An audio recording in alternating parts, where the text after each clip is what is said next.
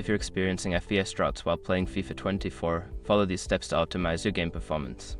This guide will help you adjust settings and improve your gaming experience. Step 1. Update graphics drivers. Ensure that your graphics card drivers are up to date. Visit the manufacturer's website NVIDIA, AMD, or Intel and download the latest drivers for your specific graphics card model. Step 2. Adjust in-game settings. Launch FIFA 24 and navigate to the settings menu. Lower the graphics settings such as resolution, texture quality, and shadow quality. This can help reduce the load on your system and improve FPS. Step 3. Close background applications. Before starting the game, close any unnecessary applications running in the background. This will free up system resources and allow FIFA 24 to run more smoothly. Step 4. Optimize power settings. Go to your computer's power settings and select the high performance plan. This ensures that your CPU and GPU are running at their maximum potential while playing the game. Step 5. Check for system overheating.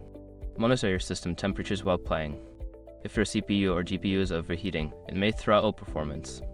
Clean your computer's fans and ensure proper airflow to keep temperatures in check. By following these steps, you should see an improvement in your FPS while playing FIFA 24. Enjoy your gaming experience.